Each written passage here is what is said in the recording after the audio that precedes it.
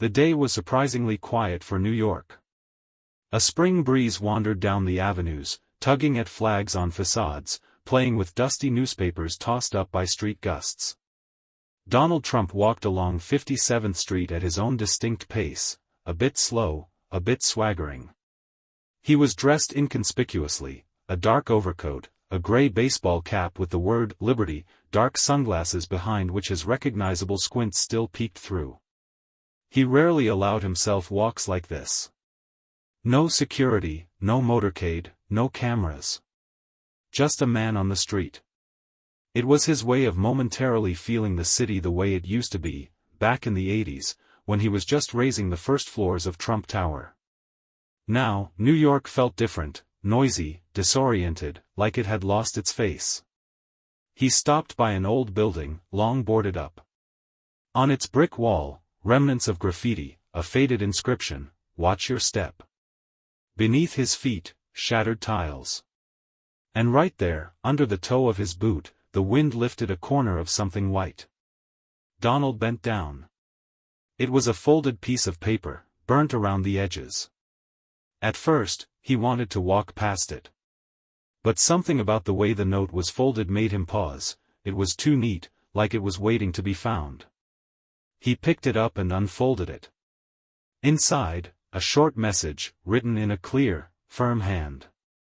"You have been chosen. The time has come. The metal door at the base of West Side Piers will open only once. Today. 8 p.m. No signature. No instructions. Just a time and a place." Trump clenched the paper in his hand. He looked around. No one seemed to be watching. The note felt like a prank. Maybe a fan, maybe just another lunatic. But something stirred inside him. A familiar feeling, like in the days when he first signed major deals, when the stakes were high and reputation was on the line. Instinct told him, don't ignore this. He sat at the nearest cafe on the corner, ordered a black coffee, and laid the note in front of him. The paper was thin, almost rice-like, with faded edges. Not something sold in regular stores. He turned it over and noticed a tiny emblem on the back, barely visible, a circle, with a triangle in the center, and inside the triangle, an eye. Illuminati? He smirked to himself. Or someone playing games again? The coffee was bitter. He drank it to the last drop, left a generous tip, and headed back to his apartment. All day, he couldn't shake the feeling that someone was watching him. But no one appeared. Closer to 8 p.m., he went out again. This time in different clothes, a sports jacket, a hood, gloves. The driver was dismissed, security knew nothing. He drove himself, in an old black SUV with no plates, the same one he'd kept in the garage since the campaign days. The drive to the West Side Piers took about 25 minutes. Dusk settled over the city. Trump parked a bit away, by an old warehouse, and continued on foot. The base of the pier was a half-broken staircase leading to a concrete platform under the overpass. Everything was rusty and covered in debris. But then something caught his eye, a barely visible metal panel in the ground, rectangular, with a faint outline. He stepped closer. The panel was solid, matte. No lock, no handle. Just a tiny panel on the side with two indicators, one red, one green. Neither was lit. He pulled out the note again and examined it closely. Some of the letters in the text were bolder than the others. He gathered them. E-C-H-O 4-5. He leaned toward the panel and said aloud. Echo 4-5. At first, silence. Then the indicator blinked. Once. Twice. Then it turned green. With a soft click, the metal door opened slightly, as if someone inside had triggered the mechanism. He stared at it for a couple of seconds. Then, with a hint of doubt, he stepped inside. Beneath his feet was a metal catwalk. A staircase led downward. It smelled of dust, iron, and something else, faint but unsettling. He descended. When the door closed behind him, lights flickered on in the corridor, a soft, steady glow with no flickering. Everything around him was sterile and strange, the walls covered in metal, the floor smooth, almost mirror-like. Somewhere in the distance, a low hum could be heard. He took a few more steps, and then, for the first time, he heard a voice. From nowhere, as if from the air itself. "Welcome, number 45. We've been expecting you." Donald froze. His heart began to beat faster. He squinted in the direction he thought the voice came from. But there was nothing, just an empty corridor. "Who's there?" he asked. "Don't be afraid. There are no enemies here. Only answers." The voice was mechanical, but with a human tone. Not just a recording, it was a system. "Why am I here?" he asked. "Because you are one of those who was meant to know." "Know what?" A pause. Then the voice continued. "What has been hidden beneath New York for more than 70 years? What is ready to be activated? What was built, for the future?" Donald slowly walked forward. He felt his anxiety turning into a strange excitement. This was something greater than just another adventure. This was the beginning of something he couldn't yet explain, but already knew for sure, there was no turning back. The corridor was long and windowless. The walls were covered in metal, shiny and perfectly smooth, without a trace of rust or cracks. Everything looked as if the place was maintained, despite its isolation. The air was strangely clean, no city dust, no scent of concrete or dampness. Donald Trump walked slowly, listening to each step echo off the walls. With each passing minute, a slight vibration could be felt beneath his feet. As if somewhere below, a machine was working, massive, yet muted and hidden. The voice that greeted him at the entrance was now silent. Only a low hum and his own breathing remained. After a few minutes, he reached a fork. 2 doors. Both automatic, with panels beside them. Above one, a sign read, Level I, Archives, above the other, Authorized Only/Core Access. A green bar blinked on the first panel. The second remained inactive. He approached the first. The door opened with a soft hiss. Behind it was a spacious room, resembling a library, but instead of books, there were metal drawers, screens, and terminals. In the center stood a round table with a built-in holographic projector. As soon as he entered, the system activated. Level 1, Archive Access Granted. Welcome, 45th. He approached the table. A holographic image appeared on the surface, a map of the underground complex stretching deep beneath the city. Several levels, rooms, sections, routes, each labeled Sector, Block, Core. From the map, it was clear, he was only on the first of 5 levels.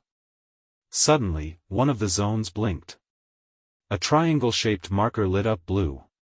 The label read, Identified Entry, Access Granted, Core User. What does core user mean? Trump said aloud. The voice responded instantly. Core user. Status confirmed under the Continuum program. Project, ECHO. What's the project? A classified development initiated in 1949, following the signing of the National Alternative Development Act. Access level, presidential. Donald paused. Too many words, too many terms. He felt like he was in a sci-fi movie, and also like he'd stepped into military documents from the Truman era. Why me? You are the 45th. The last to appear in the confirmation protocol of Echo Contact. A map appeared on the table. A route from his current position to the core of the complex. A dotted line led to a sealed block labeled Alternative Decision Chamber. Trump sighed. He didn't like being dragged into someone else's game. But this no longer felt like a game. Someone knew he would come. Someone had prepared this for many years. He noticed another item, a metallic card, the size of a credit card. Engraved on it were the initials DJT and the date, November 8, 2016, the day of his election victory. He picked up the card. At that exact moment, a message lit up on the second terminal. Secondary access unlocked. The door that had been silent before now began to hiss, opening inward. He turned, hesitating for a moment. Should he go further? Then again, if you've already started, it's too late to stop. Behind the second door was an entirely different world. The corridor was narrower, the walls covered in black panels. The lighting was dim, almost reddish. On both sides, solid doors without handles. The ventilation worked silently, yet constantly. After a few minutes, the path led him into a circular chamber. In the center, a platform resembling an elevator. Around it, panels with buttons and slots. He inserted the metallic card into the nearest slot. Authorization confirmed. Welcome to the heart of the project. The platform began to descend smoothly. Donald stood, peering into the darkness below, until the walls began to vanish, revealing something far greater than he could have imagined. The underground complex was enormous. He saw tunnels intersecting like a web, halls with antennas, laboratories with screens, and something resembling tanks filled with an unknown liquid. All of this, beneath the city, he murmured. The voice finally returned. Constructed in the 1950s as part of the Kronos program. Expanded in the 1980s. Preservation began in the 2000s. Reactivated, first time in 25 years. And all of this, for what? For a question no one could answer. But you, might. The lift stopped. A large door opened before him. No locks, no codes. Just a phrase engraved directly into the metal. Truth doesn't come from above. It opens from below. He took a deep breath. His shoulders tensed. Ahead, wasn't the end, but definitely a point of no return. He pushed the door. It opened almost silently. And he stepped inside. He found himself in a hall that defied ordinary description. The space felt infinite. The ceiling vanished into darkness, the walls pulsed with a soft light, as if they were breathing. The floor was like a mirror, smooth and black like glass, reflecting every step Donald took. In the center, a circular platform surrounded by 3 screens, each the height of a person. They remained dark until he approached. As soon as he stepped onto the platform, everything came to life. The screens lit up, displaying strange footage, not fantastical, but disturbingly real. One of the screens showed his inauguration. The crowd, the handshakes, the speech. Exactly as it happened. But in the next frame, he saw something different, the crowd dispersing, panic breaking out, his security rushing forward. He himself, retreating toward the motorcade. The screen displayed the words, Scenario 1, Inauguration Disrupted. On the second screen, he was in the Oval Office, signing an executive order. The camera zoomed in on the document. An order to withdraw all American troops from overseas. Such an order never existed in reality. Caption, Scenario 2, Complete U.S. Isolation. The third screen, he stood at the UN podium, declaring that the U.S. was creating its own independent international currency, decoupled from the dollar. Panic in the chamber. Country representatives leaving their seats. Scenario 3, Global Economic Collapse. What is this? He muttered, trying to make sense of it. A voice, familiar, almost friendly, came from the air. This is not fantasy. This is not a movie. These are fragments of events that could have happened. Possibilities. Parallels. Parallel universes? You mean I saw this? You didn't see it. But you stood near those choice points. Every decision, every what if, creates a new branch. This system observes, records, and models them. Who created it? You did. Not directly. But during your time, and thanks to you, the ECHO system was reactivated. And now, you are its central subject of observation. He stood, eyes locked on the screens. Everything looked too real. Too dangerous. Why are you showing me this? To understand that you are not alone. And never were. Every decision, every word, tweet, order, creates a reality not only here, but there. Somewhere else, you already made a different choice. We observe. And now we offer, choose consciously. Suddenly, the light on the platform began to change. Circles with inscriptions lit up on the floor in front of him. He recognized some, dates, names, events. Among them. May 9, 2017, James Comey fired. June 12, 2018, meeting with Kim Jong-un. March 11, 2020, start of the pandemic. January 6, 2021, Capitol riot. Are these control points? Nodal points. You can see what might have happened if you had chosen differently. Donald dropped to one knee and touched the circle labeled March 11, 2020, start of the pandemic. The screen changed. An alternative scenario was shown. He immediately closes the borders, mobilizes the National Guard, implements free nationwide testing. Approval rating, 72%. Landslide victory in the 2020 election. He recoiled. It didn't feel fake. Is this a forgery? This is a model.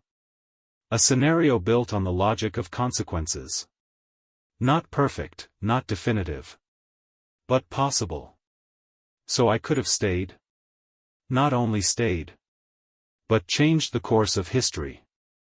On the next screen, an even stranger version appeared, him, speaking from the White House in 2023, announcing the unification of the US and Canada into a single economic zone. A peaceful initiative. Paradoxically, he was a Nobel Prize laureate. That's me? That is also you. And what if I had never become president? The screens changed again. Trump, in a TV studio, hosting a new season of The Apprentice. Talking business, touching on politics. Everything calm. His name not associated with conflict or bold statements. Just a businessman, just a showman. This version of you lives longer. But its influence, minimal. He stood silently. These visions didn't just show what could have been. They questioned everything he thought he knew. And now what? At the center of the platform, another object appeared. A metallic cube, inside which, a key. A holographic inscription. If you want to see who controls the choice, turn the key. Is this a trap? It's a chance. To see who models the alternatives. Who stands above. He reached for the cube.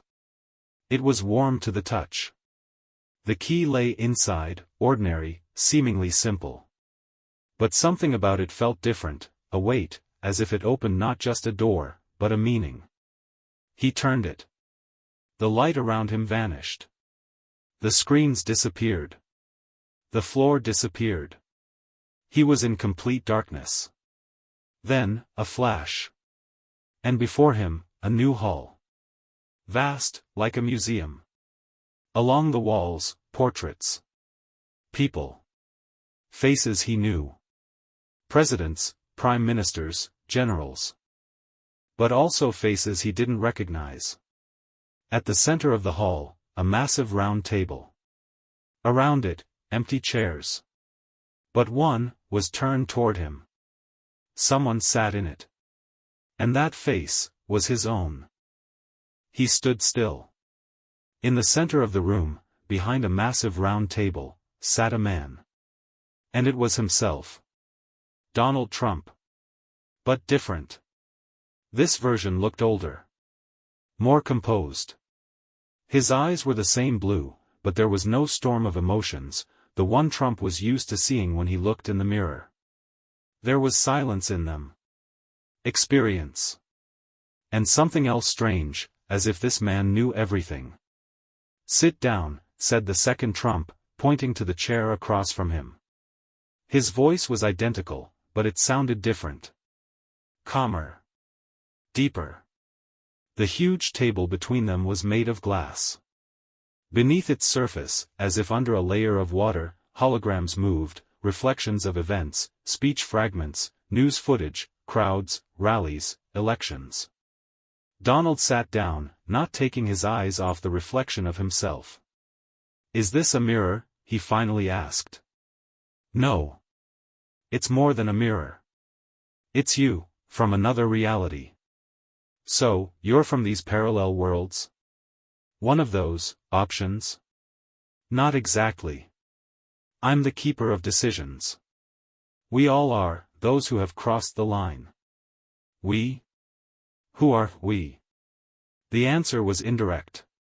The other Trump placed his hand on the table. The glass lit up. Around the perimeter, silhouettes began to appear. Behind each chair, a person. A man. A woman. In military uniform. With glasses. In a kimono. In a chic suit. In robes. In a scientist's lab coat. Behind each, an emblem. And they all were themselves. This is the Council. The Council of Alternatives. Your personality is one of the most unstable, yet influential fragments in our multiverse. And you're telling me that only I am sitting here? Only different versions of me? Exactly. And each of us has passed through the node of choice. You were on the threshold. But you're the first in your world who received an invitation of your own will.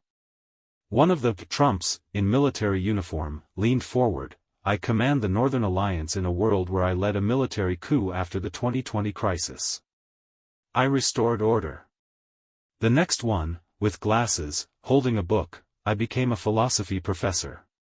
In my world, I left business back in the 80s. We are not you. But you are us." Donald stared, stunned. "This is absurd. Absurd as refusing to understand that you were never alone," said the leader, the one he had initially spoken with. "But why did you bring me here?" Donald asked. "Because a breakdown is coming." "What?" "One of your versions has broken the ring of sources. He began using knowledge of the multiverse to change his reality, and others." A face appeared on the screen beneath the table. It was also his. But distorted. Angry. Cold. He stood before a crowd, surrounded by technology, speaking into a microphone. He's not just using knowledge. He's embedding his events into other realities. Creating cross-realities. Destroying balance. He seeks control. Why? To create a single reality. Where he is the eternal president. Trump smirked. "Well, that sounds almost familiar." He's going further. He's leaving no alternatives. All worlds where he is not in power, he destroys. We have already lost 8 realities. Lost? How? Spaces collapse. They reset. They disappear. Millions of people vanish with them. A grave silence fell over the room. "And you want me to stop myself?" Donald asked. "We cannot intervene in your world. Only you. Only the original." One of the Trumps, in a gray suit, added, "You remain pure. Not contaminated with information. You have a chance to understand where he is, and stop him. I don't even know where to look. You've already found the first door. The others will follow." With these words, the other Trump pulled a small rectangular object from the air. It resembled a tablet but was made of a strange translucent material. "This is the navigation key. It will show you the anomalous nodes, events where his influence has already penetrated your reality. You'll see oddities, repetitions, failures, deception. And then? You will have a choice. We don't intervene in your actions. You are not subordinate to us. We are merely observers. You are the instrument. Donald took the tablet. The screen lit up with a date, August 12, 2023, Las Vegas. And if I refuse? Silence. Then the leader Trump answered. Then everything ends. Not immediately. But your world will be next. It already shows signs of interference. What signs? He raised his eyes. You know yourself. People are acting strangely. Politicians' decisions are inexplicable. The economy reacts not with logic, but as if with emotions. This is not a crisis. It's a code implanted into reality.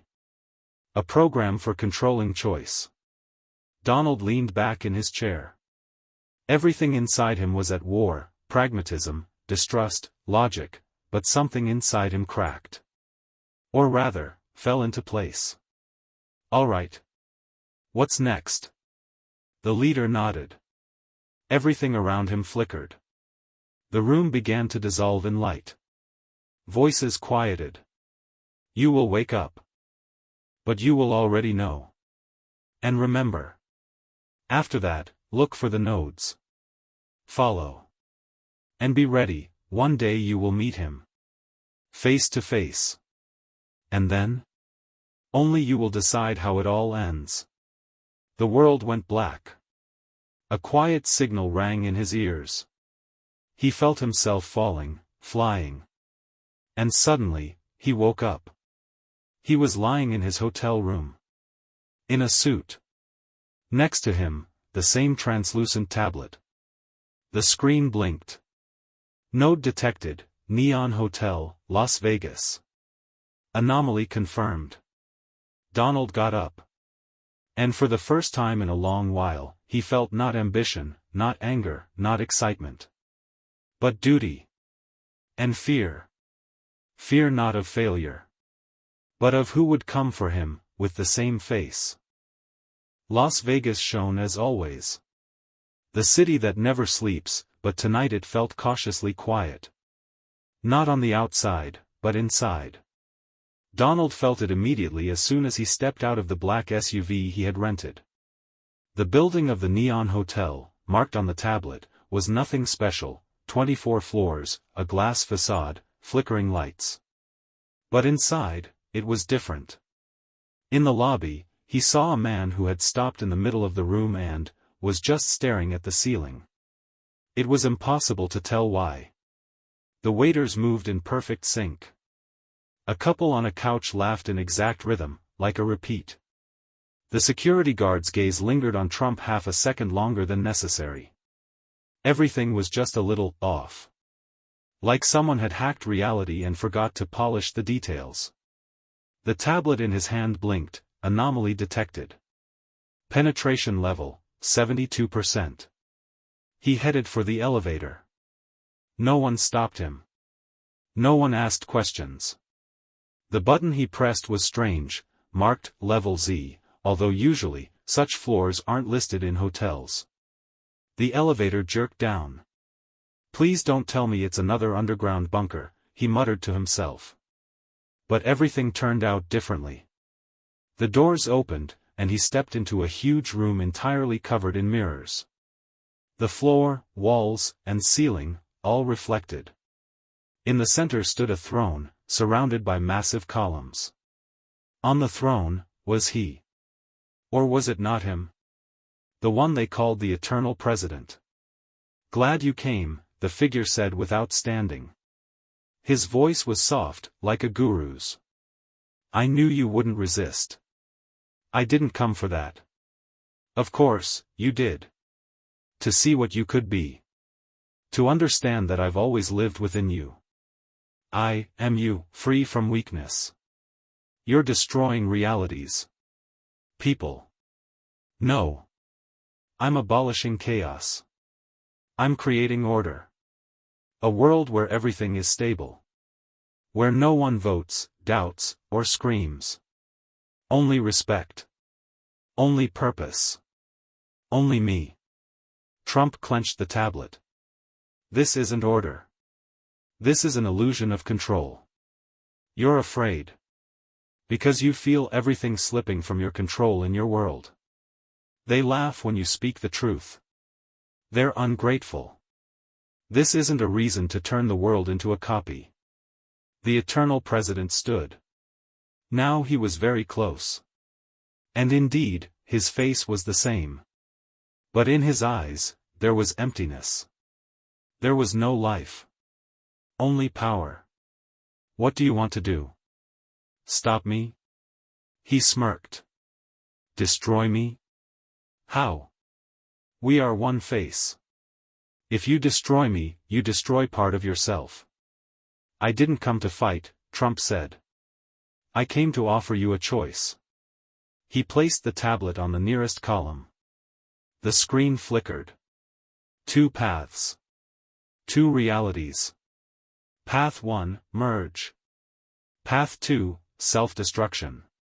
You can dissolve yourself into this stream. Disappear. Give these worlds a chance to live again. Or, you can merge with my mind. We will become one. But only one will remain in reality. Silence. Why give me a choice? The eternal president asked. Because you are part of me. And I know that even in you, there's a shadow of doubt. He froze. For the first time, his face cracked.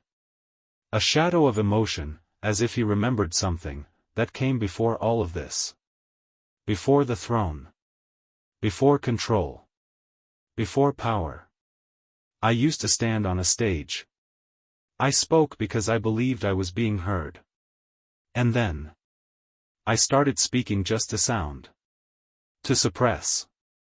He lowered his head. You're right. I am tired. He walked to the tablet.